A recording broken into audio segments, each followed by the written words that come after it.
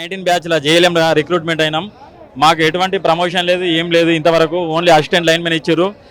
మేము ఒక 2550 మంది పోస్టులని ఫిలప్ చేస్తే అందులో 2300 మందిని ఫిలప్ చేశారు. చాలా మంది అమరులయ్యారు. మా బ్యాచ్ జరిగినంత అన్యాయం ఏ బ్యాచ్ జరగలేదు. ఎందుకంటే ఒక 50 మంది, దాదాపు 50 మంది విద్యుత్ ప్రమాదంలో 50 మంది చనిపోయారు సార్. చాలా బాధాకరం, గుండె కరిగే విషయం ఇది.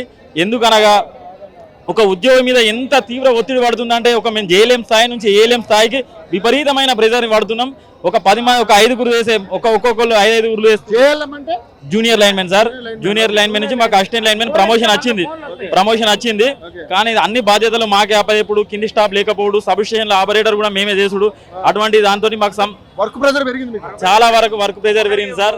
ఒక్కొక్కరికి ఒక ఓన్లీ ఆపరేటర్ ఏఎల్ఎంస్ కూడా ఆపరేటర్ విధులు నిర్వహిస్తూ, ఇటు ఫీల్డ్ మీద విధులు నిర్వహిస్తూ చాలా మంది ప్రమాదాలకు గురయ్యేస్తారు సార్.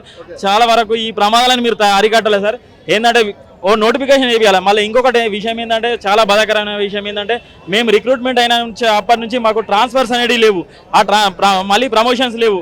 ఏఎల్ఎం నుంచి మీరు సంస్థ విద్యుత్ యాజమాన్యం లైన్మెన్ గా మీరు 2019 అక్టోబర్లో జేఎల్ఎంస్ రిక్రూట్మెంట్ అయింది. రిక్రూట్మెంట్ అయిన దగ్గర నుంచి ఇప్పటి వరకు ఒకటే ప్లేస్ లో పనిచేస్తున్నారు అందరూ కూడా. 2019 జేఎల్ఎం జాయిన్ అయ్యారు. ఇప్పటిదాకా ఏఎల్ఎం ప్రమోషన్ ఇచ్చారు. ఓన్లీ పేపర్ ప్రమోషన్ ఇచ్చి ఏ ప్లేస్ లో ఉండాలో అక్కడే ఉంచారు. అడవిలో ఉన్నాడు, టౌన్ లో ఉన్నారు. కాబట్టి 2019 నుంచి 2026 వరకు వాళ్ళకి అసలు ట్రాన్స్ఫర్ అనేది లేదు. జేఎల్ఎం నుంచి ఏఎల్ఎం ప్రమోషన్ ఇచ్చారు. ప్రమోషన్ ఇచ్చినప్పుడు వేరే రీపోస్టింగ్ ఆర్డర్ ఇవ్వాలి, ఇప్పటిదాకా ఇవ్వలేదు. ప్లస్ ఇంకోటి, ఈ స్టేట్ గవర్నమెంట్ ఎంప్లాయీస్ 8 గంటలు పని చేస్తారు, వాళ్ళకి పిఆర్సీ ఇస్తున్నారు.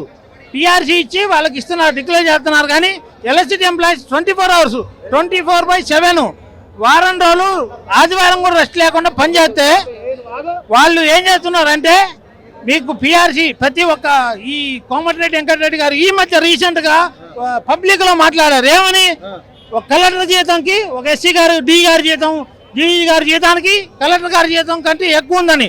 ఒక కలెక్టర్ అంటే స్టార్టింగ్ పోస్ట్, అది కలెక్టర్ ఐఏఎస్ అయినాక ఒక కలెక్టర్ పోస్టింగ్ ఇవ్వాలంటే starting reposting order, starting initial cadre అది కలెక్టర్ అనేది, జిల్లా కలెక్టర్. అదే ఒక ఐఏఎస్ సీనియర్ కలెక్టర్ జీతాన్ని జిల్లా సిఇఓలు వీళ్ళుంటారు, సెక్రటరీ, గవర్నమెంట్ సెక్రటరీలు, వాళ్ళ జీతాన్ని ఈక్వల్ చేసి మా డి గారి జీతంతో పొందం చేయమని. అదే కలెక్టర్ గారి జీతం పొందం చేయకూడదు ఎవరు కూడా. కోమటిరెడ్డి వెంకటరెడ్డి ప్రతి ఒక్క పొలిటికల్ లీడర్ పబ్లిక్ లో ఇదే మాట్లాడతాడు. మా డి జీతం ఎక్కువ, ఎస్సీ జీతం ఎక్కువ, కలెక్టర్ జీతం నీకంటే ఎక్కువ ఉందని. కలెక్టర్ అంటే ఐఏఎస్ చేసి స్టార్టింగ్ అనమాట. వాళ్ళు మా ఎస్సీ గారు కూడా 40 సంవత్సరాలు చేసి ఎస్సీగా అవుతాడు. రిటైర్మెంట్ అయినకి ఎస్సీ డిఏ అవుతారు వాళ్ళు. ఆయన స్టార్టింగ్, నేను కూడా 1650 నుంచి ఉద్యోగం చేస్తాను. స్టార్టింగ్ జీతం నాది 1650. మరి నా 1650 నుంచి కలెక్టర్ జీతంతో పొందం చేయమనండి, మరి చెయ్యరు. సీనియర్ ఐఏఎస్ ఎవరు ఉన్నారో మన తెలంగాణ స్టేట్ లో వాళ్ళ జీతం ఎంత ఉంది, మా డి గారి జీతం ఎంత ఉంది, పొందం చేయమనండి. ప్లస్ ఇదేంటంటే పొలిటికల్ లీడర్ దయచేసి చేయాల్సిందంటే, జీతం మా డిపార్ట్మెంట్ లో 24 గంటలు ఉద్యోగం చేస్తున్నాం, వాళ్ళు 8 గంటలు ఉద్యోగం చేస్తున్నారు. మా దాంట్లో ఏంటంటే ఇట్లా 24 అవర్స్ చేస్తున్నాం కాబట్టి ప్రతి 4 ఏళ్ళకు ఒకసారి పిఆర్సీ ఇవ్వాలని ఇప్పటి నుంచి ఎలక్ట్రిసిటీ బోర్డు 1948లో ఎలక్ట్రిసిటీ బోర్డు స్థాపించారు. దానికి ఇండియన్ ఎలక్ట్రిసిటీ రూల్స్ అని ఒక బుక్ ఉంది. ఆ బుక్ ప్రకారంగా స్టేట్ గవర్నమెంట్ లో ఏదున్నా కానీ ఇండియన్ ఎలక్ట్రిసిటీ రూల్స్ ప్రకారంగా పాటించాలని వీళ్ళకి 4 సంవత్సరాలకు ఒకసారి పిఆర్సీ ఇచ్చారు. ఆ 4 సంవత్సరాలు పిఆర్సీ ఒకసారి ఇవ్వడానికి ఒక కేసీఆర్ గారు 2018లో ఇట్లా కమిటీ కూడా లేకుండా డైరెక్ట్ గా ప్రగతి భవన్ కి పిలిచి డైరెక్ట్ డిక్లేర్ చేశారు. 35% డిక్లేర్ చేశారు. అయితే ఇప్పుడు కేసీఆర్ గారు గవర్నమెంట్ లో ఉన్నప్పుడు కమిటీ లేకుండా డైరెక్ట్ అనౌన్స్ చేశారు పబ్లిక్, మన ప్రగతి భవన్ లో పిలిచి.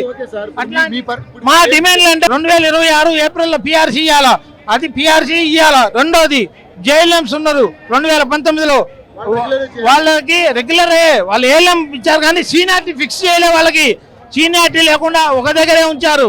అడవిలో ఉన్నాడు, టౌన్ లో ప్రైవేటీకరణ చేస్తే మాకు చాలా ఇబ్బంది అయింది.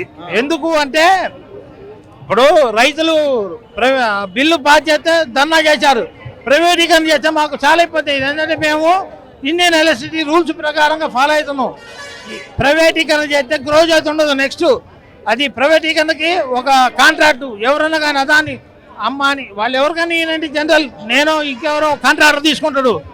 ఇప్పుడు ఇండియన్ ఈ జీతం నీకుంది బాబు నువ్వు ఇంటికి వెళ్ళిపో నాకు ఈ జీతంలో నలుగురు వస్తారు అని మాట్లాడతారు.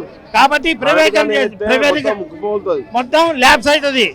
కాబట్టి ప్రైవేటీకరణ అది వ్యతిరేకం. మేము పూర్తి స్థాయిలో వ్యతిరేకం. ప్రభుత్వం దిగి రాకపోతే ఏం చేస్తారు? మేము నిరవధిక సమ్మెలోకి మేము పోవడానికి రెడీగా ఉన్నాం. ఎందుకంటే మేము ప్రాణాలను అర్పిస్తాం. ఇప్పుడు కాదు, మా జూనియర్ చిన్న పిల్లగాళ్ళ దగ్గర నుంచి ఉన్నారు. నేనంటే ఇవాళ రేపు రిటైర్ అవుతారు 2 ఏళ్లలో. కానీ ఇప్పుడు జాయిన్ అయిన నా పేరు ఫణికుమార్, ఖమ్మం. నేను లైన్ ఇన్స్పెక్టర్, ఖమ్మం అండి మాది. కాబట్టి చిన్నపిల్లగాళ్ళు జాయిన్ అయ్యారు. వాళ్ళ పరిస్థితి పరిస్థితుల్లో చిన్నపిల్లగాళ్ళు ఉన్నారు. ఇప్పుడు ఒక గవర్నమెంట్ సెక్టార్లన్నీ ప్రైవేటీకరణ చేస్తే గవర్నమెంట్ నడపడం ఎందుకు? ఇక ఏదైనా కాంట్రాక్ట్ ఇచ్చుకొని బతకడం బెటర్ కదా. Thank you very much. మొత్తంగా చూసుకుంటే 2 నిమిషాలు చెప్పండి. మరి జగిత్యాల జిల్లా నేను అన్మ్యాన్ కార్మికులుగా దాదాపు 13 సంవత్సరాల నుంచి ఎన్పిడిసిఎల్ సంస్థకు రక్తం ముక్తలయ్యే దారపోసాం. మేము ఎండనక పగలనక వననక కుటుంబాన్ని పక్కన పెట్టి ఈ సంస్థ గురించి రేయంబావులు కష్టపడుతున్న ఏకైక వ్యక్తి అంటే అన్మ్యాన్ కార్మికులం. ఈ రోజు మనం భారత దేశ చరిత్రలో చూసుకున్నట్లయితే 1947 సంవత్సరంలో రాజ్యాంగంలో డాక్టర్ బిఆర్ అంబేద్కర్ గారు సమాన పనికి సమాన వేతనం ఇవ్వడం జరిగింది. ఇప్పుడు మనం నైజాం ప్రభుత్వంలో ఉన్నాం, మరి తెలంగాణ ప్రభుత్వంలో ఇంతవరకు తెలుస్తలేదు. మేము ఈ రోజు తెలంగాణ ప్రభుత్వం అయినా రజాకార్ ప్రభుత్వం జరుగుతుంది. ఏ ప్రభుత్వం వచ్చినా కింది స్థాయి కార్మికులను ఇంతవరకు ఏ ప్రభుత్వం పట్టించుకోవట్లేదు. మేము ఈ రోజు 13 సంవత్సరాల నుంచి కుటుంబాన్ని పక్కన పెట్టి వెట్టి చాకిరీ చేస్తున్నాం. ఈ రోజు మేము సంస్థకు దారపోసి రెక్కలు ముక్కలు చేసి ఈ సంస్థను వెన్నుముగా నిలిచిన ఏకైక వ్యక్తి అన్మ్యాన్ కార్మికులం. ఇప్పుడు మీరు గవర్నమెంట్ ఎంప్లాయ్ కాదు, కాంట్రాక్ట్ బేసిక్ లో చేస్తున్నాం. మాకు వచ్చే జీతం 16,000 మందిలో మాకు ఈపీఎఫ్ లేదు. ఈఎస్ఐ కట్ చేసుకొని కుటుంబంలో పక్కన పెడితే హాస్పిటల్లో పట్టినా కానీ మేము కుటుంబాల పరిస్థితి ఏమైనా చనిపోయినా కానీ పట్టించుకోవడం నాది లేదు. ఈ సంస్థలో పోలెక్కేది నిరంతరం పనిచేసేది ఒక అన్మ్యాన్ కార్మికుడు. ఈ సంస్థకు వెన్నుముక నిలిచేది మాకు ఏం గొంబంద కోరిక లేదు. సమాన పనికి సమాన వేతనం ఇవ్వడం కుటుంబానికి మామూలు వెంటనే ఆర్టిజన్ చేయాలి. లేని పక్షంలో మాకు సమాన పనికి సమాన వేతనం ఇవ్వాలి. మా కుటుంబానికి ఒక వేతనం అంటే ఇప్పుడు సెంట్రల్ ప్రవేశపెట్టిన సమాన పనికి సమాన వేతనం ఇవ్వడం జరిగింది. మేము అడిగేది ఏంటంటే మా 16,600 వస్తున్నాయి. మాకు 16,000 మంది ఉన్నాం మేము. మాకు సమాన పనికి సమాన వేతనం ఇచ్చు ఇంటి కుటుంబానికి ఒక 24,000 రూపాయల బేసిక్ ఉంది. ఇప్పుడు మళ్ళీ ఇంకొకటి ఏంటంటే మేము ఇప్పుడు చనిపోతా కూడా మాకు వీళ్ళ రెగ్యులర్ ఎంప్లాయీకి మామూలుగా కోటి రూపాయలు మాకు లేదు సార్. మాకు ఒక 20 లక్షల బెనిఫిట్ ఉంది. రేపొద్దున మాకు హాస్పిటల్ ప్రాబ్లం అయితే కుటుంబానికి అయితే ఒక క్రెడిట్ కార్డు కూడా లేదు. మేము అడిగేది క్రెడిట్ కార్డు కావాలి, కుటుంబానికి భరోసా ఇవ్వాలి, మాకు ఒక హెల్త్ ఇష్యూ ఇవ్వాలి. మేము జరిగేది గొత్తమ్మ కోరిక అడగలేదు సార్. మాకు వెంటనే ఆర్టిజానికి ఇట్లా చేస్తే మాకు ఇవన్నీ బెనిఫిట్ వస్తాయని మేము ఆశిస్తాం. మీ యోగా తరపున థ్యాంక్ యూ. సో అన్మాన్డ్ కార్మికులను వెంటనే ఆర్టిజన్లుగా గుర్తించాలని కూడా పాపం వీళ్ళు డిమాండ్ చేస్తా ఉన్నారు. దాదాపు 16,000 మంది ఉన్నారు. ఈ 1600 మందికి వీళ్ళు రెగ్యులరైజ్ చేస్తే వీళ్ళకి కాస్త శాలరీ పెరుగుద్ది. ఆ బేసిక్ మీద వాళ్ళు కొంచెం బ్రతుకు జీవనానికి కొనసాగిస్తారని చెప్పేసి వాళ్ళు ఆవేదన వ్యక్తం చేస్తున్నారు. ఎందుకంటే ఈ కరెంటు పనులు చేసే వాళ్ళకి లైఫ్ మీద గ్యారంటీ ఉండదు. సో వీళ్ళకి కేవలం 20 లక్షల రూపాయల వరకే వీళ్ళకి అదేదైతే మరణానికి సంబంధించినటువంటి వృత్తి ఇవ్వడం జరుగుతూ ఉంటుంది.